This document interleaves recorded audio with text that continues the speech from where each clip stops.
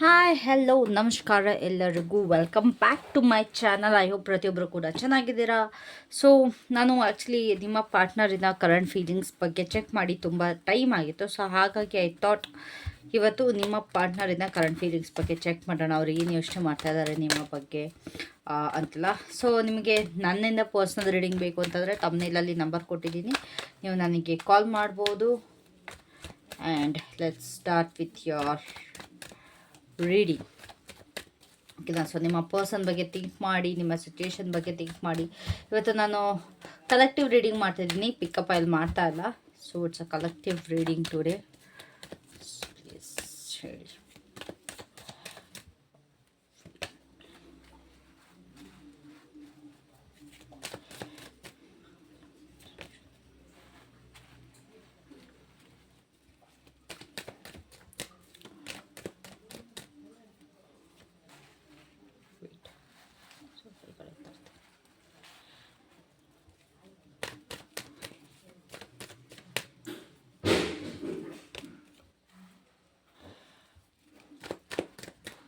ಲಾಸ್ಟಿಗೆ ಅವರ ಒಂದು ಲವ್ ಮೆಸೇಜಸ್ ಕೂಡ ಹೇಳ್ತೀನಿ, ಓಕೆನಾ?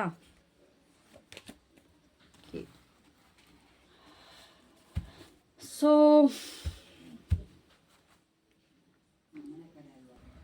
ನಿಮ್ಮ ಪರ್ಸನಿನ ಮನಸ್ಸು ಇವಾಗ ತುಂಬ ಓಪನ್ ಆಗಿದೆ. ಎಲ್ಲೋ ಒಂದು ಕಡೆ ಅವ್ರಿಗೆ ತುಂಬ ಫ್ರೀನೆಸ್ ಫೀಲ್ ಆಗ್ತಾ ಇದೆ.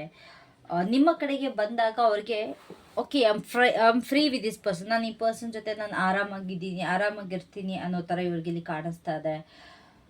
ಆ್ಯಂಡ್ ಎಮೋಷ್ನಲಿ ಅವ್ರನ್ನ ನೋಡೋದಾದರೆ ಈ ಒಂದು ರಿಲೇಷನ್ಶಿಪ್ ಅಂತಂದರೆ ನಿಮ್ಮ ಜೊತೆ ಒಂದು ಫ್ರೆಶ್ ಸ್ಟಾರ್ಟ್ನ ಮಾಡಬೇಕು ಅಂತ ಅಂದ್ಕೊಳ್ತಾ ಇದ್ದಾರೆ. ಒಂದು ನ್ಯೂ ಚಾಪ್ಟರ್ ನಿಮ್ಮ ಜೊತೆ ಸ್ಟಾರ್ಟ್ ಮಾಡಬೇಕು ಅಂತ ಅವರ ಮನಸ್ಸಲ್ಲಿ ಅಂದ್ಕೊಳ್ತಾ ಇದ್ದಾರೆ.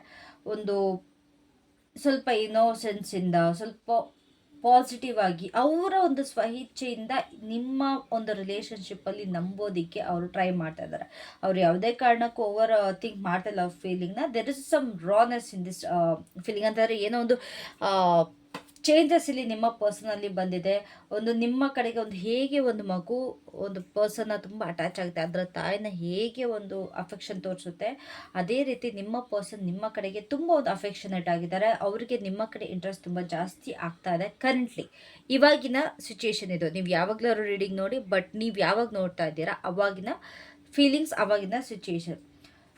ಅವರು ನಿಮ್ಮ ಕಡೆ ತುಂಬ ಎಕ್ಸೈಟ್ ಆಗಿದ್ದಾರೆ. ಬಟ್ ಈ ಒಂದು ರಿಲೇಷನ್ಶಿಪ್ ಎಲ್ಲಿಗೆ ಹೋಗುತ್ತೆ ಅನ್ನೋದು ಅವ್ರಿಗೆ ಗೊತ್ತಿಲ್ಲ. ಬಟ್ ತುಂಬ ಎಕ್ಸೈಟ್ಮೆಂಟ್ ಅಂತ ಕಾಣಿಸ್ತಿದೆ. ಇದು ನೀವು ನೋ ಕಾಂಟ್ಯಾಕ್ಟಲ್ಲಿರಿ, ಇನ್ ಕಾಂಟ್ಯಾಕ್ಟಲ್ಲಿರಿ, ಇಲ್ಲ ನಿಮ್ಮ ಕ್ರಶ್ಗೋಸ್ಕರ ನೋಡ್ತಾರೆ. ಇದು ನೋ ಮ್ಯಾಟರ್ ಯಾವ ಪರ್ಸನ್ಗೋಸ್ಕರ ನೋಡ್ತೀರಾ, ನಿಮ್ಮ ಮೈಂಡ್ ಸೆಟಲ್ಲಿ ಯಾವ ಪರ್ಸನ್ ಇದ್ದಾರೆ ಆ ಪರ್ಸನ್ ಈ ಒಂದು ರೆಡಿ. ಆ್ಯಂಡ್ ಆಲ್ಸೋ ಗೈಸ್, ಇನ್ನೊಂದು ಹೇಳಬೇಕು, ನಾನು ಮೇ 30ಕ್ಕೆ ಎಲ್ಲ ಗ್ರಹಗಳು ಅಲೈನ್ಮೆಂಟಲ್ಲಿ ಬರ್ತಾ ಇದೆ, ಓಕೆನಾ? ಅಂತಂದರೆ ಪ್ರತಿಯೊಂದು ಗ್ರಹಗಳು ಒಂದೊಂದು ನಕ್ಷತ್ರದಲ್ಲಿ ಒಂದೊಂದು ಸತಿ ಇರುತ್ತಲ್ವ. ಸೊ ಇವಾಗ ಏನಾಗ್ತಿದೆ, ಒಂದು ಅಲೈನ್ಮೆಂಟಲ್ಲಿ ಒಂದು ಲೈನಲ್ಲಿ ಬರ್ತಾ ಇದೆ. ಸೊ ಈ ಟೈಮಲ್ಲಿ ನೀವು ಏನೇ ಮ್ಯಾನಿಫೆಸ್ಟ್ ಮಾಡಬೇಕು ಅಂದ್ಕೊಂಡ್ರು, ನಿಮ್ಮ ಇಚ್ಛೆಗಳು ಏನೇ ಇದ್ರೂ ಕೂಡ ದಯವಿಟ್ಟು ಅದನ್ನ ಮ್ಯಾನಿಫೆಸ್ಟ್ ಮಾಡಿ. ತುಂಬ ಹ್ಯೂಜ್ ಸಕ್ಸಸ್ ಸಿಗುತ್ತೆ ಮೇ 30ಕ್ಕೆ ಮಾಡಿದ್ರೆ.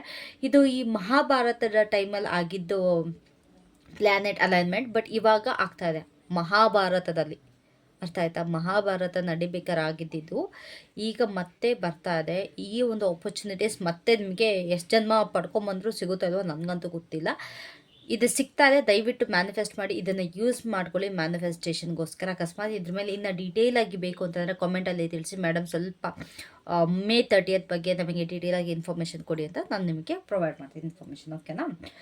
ಹ್ಯಾಂಡ್ ಮ್ಯಾನಿಫೆಸ್ಟ್ ಹೇಗೆ ಮಾಡಬೇಕು, ಏನು ಮಾಡಬೇಕು, ಅಥವಾ ಅದ್ರ ಬಗ್ಗೆ ಏನಾದ್ರು ನೀವು ತಿಳ್ಕೊಬೇಕು ಅನ್ನೋದಾದರೆ, ಅವರ ಒಂದು ಮೈಂಡ್ ಸೆಟ್ಟಲ್ಲಿ ಈ ಒಂದು ರಿಲೇಷನ್ಶಿಪ್ನ ಹೇಗೆ ಬಿಲ್ಡ್ ಮಾಡಬೇಕು, ನಿಮ್ಮ ಜೊತೆ ಹೇಗೆ ಬೆಳಿಬೇಕು ಅನ್ನೋದು ನಡೀತಾ ಇದೆ.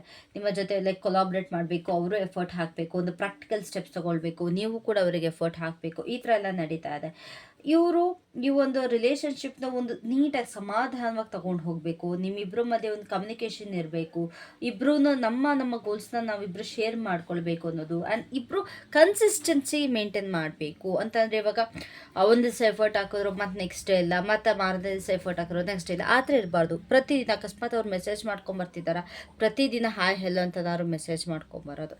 ಇಲ್ಲ ಅವ್ರಿಗೆ ನಿಮಗೆ ಏನಾದರೂ ಒಂದು ಹೊಸ್ದಾಗಿ ಅವ್ರು ಏನಾದ್ರು ಟ್ರೈ ಮಾಡ್ತಾರೆ, ಅದು ಪ್ರತಿದಿನ ಮಾಡ್ಕೊಂಡು ಹೋಗೋದು. ಈ ರೀತಿ ಒಂದು ಅವರು ಟ್ರೈ ಲೈಕ್ ಯೋಚನೆ ಮಾಡ್ತಾ ಇದ್ದಾರೆ. ಲೈಕ್ ನಿಮ್ಮ ಜೊತೆ ಒಂದು ಪಾರ್ಟ್ನರ್ಶಿಪ್ಪಲ್ಲಿ ನಡ್ಕೊಂಡು ಹೋಗೋಣ, ಒಂದು ಕನ್ಸಿಸ್ಟೆನ್ಸಿ ನಡ್ಕೊಂಡು ಹೋಗೋಣ, ಇಬ್ರದ್ದು ಕಂಪ್ಯಾಟಿಬಿಲಿಟಿ ಚೆನ್ನಾಗಿರಬೇಕು, ಇಬ್ಬರೂ ಈ ಒಂದು ರಿಲೇಷನ್ಶಿಪ್ಗೋಸ್ಕರ ವರ್ಕ್ ಮಾಡಬೇಕು ಅನ್ನೋದು ಅವರ ಒಂದು ಮೈಂಡ್ ಹೇಳ್ತಾ ಇದೆ.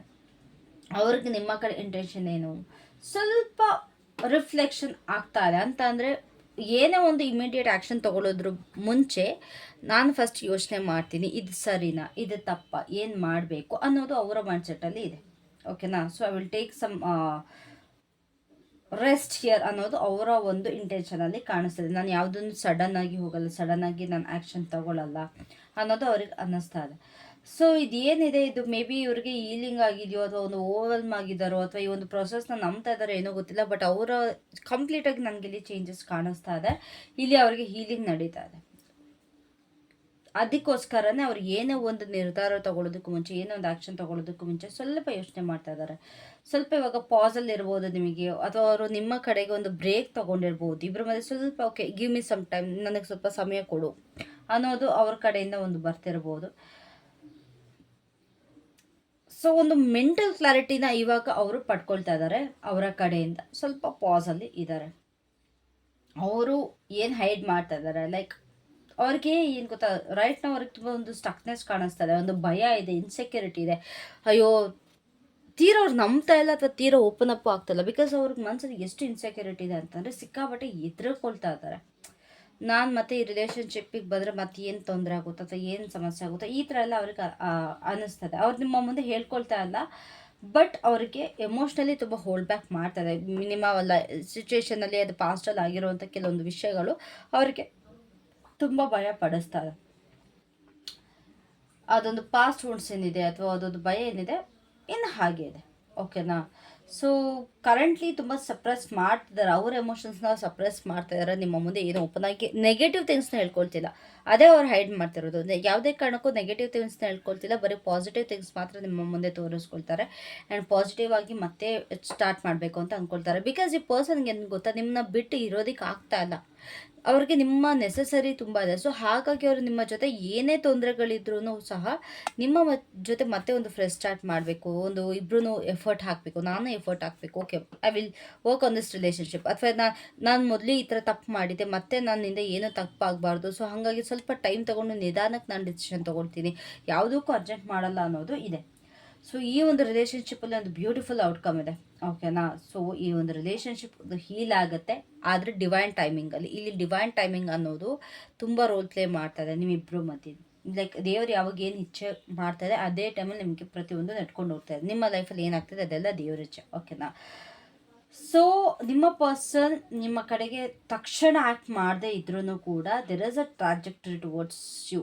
ಎಮೋಷ್ನಲ್ ಕ್ಲಾರಿಟಿ ಇದೆ, ಓಪನ್ನೆಸ್ ಇದೆ, ರೀಕನ್ಸಿಲೇಷನ್ಗೆ ನೋ ಕಾಂಟ್ಯಾಕ್ಟಲ್ಲಿ ಇರೋರಿಗೆ ರೀಕನ್ಸಿಲೇಷನ್ ಪಾಸಿಬಿಲಿಟೀಸ್ ತುಂಬ ಇದೆ, ಅಥವಾ ಇನ್ ಕಾಂಟ್ಯಾಕ್ಟಲ್ಲಿರೋರಿಗೆ ಈ ಒಂದು ಕನೆಕ್ಷನ್ ತುಂಬ ಇನ್ನೂ ಡೀಪನಾಗಿ ಹೋಗುತ್ತೆ. ಲೈಕ್ ಅವ್ರು ನಿಮ್ಮಿಂದ ತುಂಬ ಇನ್ಸ್ಪೈರ್ ಆಗಿದ್ದಾರೆ, ಅವರ ಜೀವನದಲ್ಲಿ ನೀವು ಒಂದು ಬೆಳಕು ತರೋವಂಥ ಒಂದು ವ್ಯಕ್ತಿ ಅನ್ನೋ ಥರ ಅವ್ರು ನಿಮ್ಮನ್ನ ನೋಡ್ತಾರೆ. ಸೊ ಓವರಾಲ್ ಆಗಿ ಹೇಳಬೇಕು ಅಂತಂದರೆ ಲೈಕ್ ಬಾಟಮ್ ಆಫ್ ದ ಡೆಕ್ಕಲ್ಲಿ 9 ಆಫ್ ವಾಂಡ್ಸ್ ಕೂಡ ಇರೋದ್ರಿಂದ ಸ್ವಲ್ಪ ಒಂದು ಎಮೋಷ್ನಲ್ ಫೆಟಿಗಿದೆ ಅಂತ, ಸ್ವಲ್ಪ ಡಿಫೆನ್ಸಿವ್ ಆಗಿದ್ದಾರೆ, ಇಲ್ಲ ಅಂತ ಹೇಳಲ್ಲ. But he is fighting his battles ಅಥವಾ she is fighting his battles. ಅವರ ಒಂದು ಬ್ಯಾಟಲ್ನ ಅವರ ಫೈಟ್ ಮಾಡ್ತಾ ಇದ್ದಾರೆ. ಸ್ವಲ್ಪ ಕಾಷಿಯಸ್ ಆಗಿದ್ದಾರೆ, ಏನಾಗುತ್ತೋ ಏನು ಕತೆ ಅನ್ನೋದು ಸ್ವಲ್ಪ ಹೆದರಿಕಿದೆ. ಬಿಕಾಸ್ ಅವರ ಒಂದು ಪಾಸ್ಟ್ ಆಕ್ಷನ್ಸ್ ಆಗಿ ಇತ್ತು ಅನ್ಸುತ್ತೆ. ಸೊ ಈ ಒಂದು ರಿಲೇಷನ್ಶಿಪ್ಪಲ್ಲಿ ಮುಂದೆ ಹೋಗಬೇಕು ಅಂದ್ಕೊಳ್ತಾರೆ, ಸ್ವಲ್ಪ ಭಯ ಆಗಿ ಹಿಂದೆ ಸ್ಟೆಪ್ ಬ್ಯಾಕ್ ತೊಗೊಳ್ತಾ ಇದ್ದಾರೆ. ಓಕೆನಾ. ಸೊ ಐ ಹೋಪ್ ಇದೊಂದು ರೀಡಿಂಗ್ ನಿಮಗೆ ಅರ್ಥ ಆಗಿದೆ. ಸೊ ನಿಮ್ಮ ಪರ್ಸನ್ನಿನ ಮನಸ್ಸು ತುಂಬ ಓಪನ್ ಆಗಿದೆ, ನಿಮ್ಮ ಕಡೆ ತುಂಬ ಫ್ರೀ ಆಗಿದೆ. ಬಟ್ ಮೈಂಡ್ ಏನಿದೆ ಅಂತಂದರೆ ಅವರ ಮೈಂಡಲ್ಲಿ ಓಕೆ ನಾನು ಎಫರ್ಟ್ ಹಾಕಬೇಕು ಈ ರಿಲೇಷನ್ಶಿಪ್ಗೋಸ್ಕರ, ಆ್ಯಂಡ್ ನನ್ನ ಪರ್ಸನ್ ಜೊತೆ ಕೊಲಾಬ್ರೇಟ್ ಮಾಡಬೇಕು ಅಂತಾರೆ. ಅವರ ಪ್ಲ್ಯಾನ್ಸ್ಗೂ ನನ್ನ ಪ್ಲ್ಯಾನ್ಸ್ಗೂ ಇಬ್ಬರೂ ಎಫರ್ಟ್ ಹಾಕಬೇಕು ಅನ್ನೋದಿದೆ. ಎಮೋಷ್ನಲಿ ಸ್ವಲ್ಪ ಪಾಸ್ ಆಗಿದ್ದಾರೆ, ಬಟ್ ಅವರು ಸಬ್ಕಾನ್ಷಿಯಸ್ ಮೈಂಡಲ್ಲಿ ಸ್ವಲ್ಪ ಸ್ಟಕ್ನೆಸ್ ಕಾಣಿಸ್ತಾ ಇದೆ. ಈ ಒಂದು ರಿಲೇಷನ್ಶಿಪ್ಪಲ್ಲಿ ಹೀಲಿಂಗ್ ಅನ್ನೋದು ಖಂಡಿತವಾಗ್ಲೂ ಆಗುತ್ತೆ. ಒಂದು ಪಾಸಿಟಿವ್ ಮೂಮೆಂಟ್ ನನಗೆ ಇಲ್ಲಿ ಕಾಣಿಸ್ತಾ ಇದೆ. ಬಟ್ ಸ್ವಲ್ಪ ಪೇಷನ್ಸಿಂದ ಮುಂದೆ ಓದಿಬೇಕು ಅನ್ನೋದು ನನ್ನ ಒಂದು ಇಚ್ಛೆ. So what's the guidance here? ಸ್ವಲ್ಪ ಅವರ ಪಾಸ್ಟ್ ಪಿನ್ನಿಂದ ಗಾರ್ಡೆಡ್ ಆಗಿದ್ದಾರೆ. So your guidance is to okay ನಿಮ್ಮ ಪರ್ಸನ್ಗೆ ಆದಷ್ಟು ಪ್ರೀತಿ ತೋರಿಸ್ಬೇಕು. ಬಿಕಾಸ್ ನಿಮ್ಮ ಪರ್ಸನ್ ಇವಾಗ ಭಯ ಪಡ್ತಾ ಇದ್ದಾರೆ, ಒಂದು ಸ್ಟಕ್ನೆಸ್ ಇದೆ ನಿಮ್ಮ ಇಬ್ಬರು ರಿಲೇಷನ್ಶಿಪ್ಪಲ್ಲಿ. ನೀವು ಎಷ್ಟು ಕೇರ್ ತೋರಿಸ್ತೀರಾ ನಿಮ್ಮ ಪರ್ಸನ್ಗೆ, ಇವಾಗ ಅವ್ರಿಗೆ ಬೇಕಾಗಿರೋದಕ್ಕೆ ಎಷ್ಟು ಕೇರ್ ತೋರಿಸ್ತೀರೋ, ಎಷ್ಟು ಲವ್ ತೋರಿಸ್ತೀರೋ ಅಷ್ಟು ಒಳ್ಳೆಯದಾಗುತ್ತೆ. ಈ ಒಂದು ರಿಲೇಷನ್ಶಿಪ್ ಒಂದು ಲಾಂಗ್ ಟರ್ಮಲ್ಲಿ ಇರುತ್ತೆ, ಒಂದು ಕಮಿಟೆಡ್ ರಿಲೇಷನ್ಶಿಪ್ ಆಗೋದು ತುಂಬ ಸಾಧ್ಯತೆ ಇದೆ. ಈ ಒಂದು ರಿಲೇಷನ್ಶಿಪ್ಪಲ್ಲಿ ಗ್ರೋತ್ ಅನ್ನೋದು ತುಂಬ ಕಾಣಿಸ್ತಾ ಇದೆ. ಸೊ ಆದಷ್ಟು ಎಫರ್ಟ್ ಹಾಕಿ ಈ ಒಂದು ರಿಲೇಷನ್ಶಿಪ್ಗೋಸ್ಕರ ಅನ್ನೋದು ನಿಮಗಿಲ್ಲಿ ಅಡ್ವೈಸ್ ಬರ್ತಾ ಇದೆ. ಓಕೆನಾ? ಸೊ ನಿಮ್ಮ ಪಾರ್ಟ್ನರ್ ಕಡೆಯಿಂದ ಏನು ಲವ್ ಮೆಸೇಜಸ್ ಗೈಸ್, ಇದು ನಿಮಗೆ ಇಷ್ಟ ಆಗಿದ್ರೆ ದಯವಿಟ್ಟು ಕಾಮೆಂಟ್ ಮಾಡಿ 333 ಅಂತ ಕಾಮೆಂಟ್ ಮಾಡಿ. I am having a new beginning ಅಂತ ಕಾಮೆಂಟ್ ಮಾಡಿ. ನನ್ನ ಜೀವನದಲ್ಲಿ ನ್ಯೂ ಬಿಗಿನಿಂಗ್ ಆಗ್ತಾ ಇದೆ, ಇಲ್ಲ ಹ್ಯಾವಿಂಗ್ ಅ ನ್ಯೂ ಬಿಗಿನಿಂಗ್ ಅಂತ ಕಾಮೆಂಟ್ ಮಾಡಿ. ಸೊ ದಟ್ ನನಗೂ ಕೂಡ ಅರ್ಥ ಆಗುತ್ತೆ ನಿಮಗೆ ಈ ವಿಡಿಯೋ ರೆಸೊನೇಟ್ ಆಗಿದೆ ಅಂತ. ಓಕೆನಾ? So it's the message for you. ನಿನ್ನ ನೆನಪೇ ಸಾಕು ದಿನವಂತಾಗುತ್ತೆ. Okay, what's more?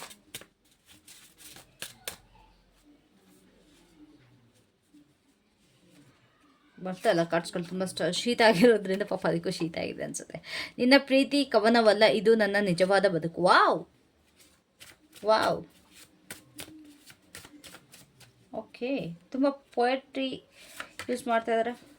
ನಿನ್ನ ಒಂದು ಸೆಲ್ಫಿ ನೋಡಿ ಹಾರ್ಟ್ ಬೀಟ್ ಡಬಲ್ ಆಗ್ತಿದೆ. ಓಕೆ, ಮೇ ಬಿ ಅವ್ರು ನಿಮ್ಮ ಫೋಟೋಸ್ನ ತುಂಬ ನೋಡ್ತಾ ಇದ್ದಾರೆ ಅನಿಸುತ್ತೆ. So yes guys, thank you so much for watching this video. Love you all, take care, bye.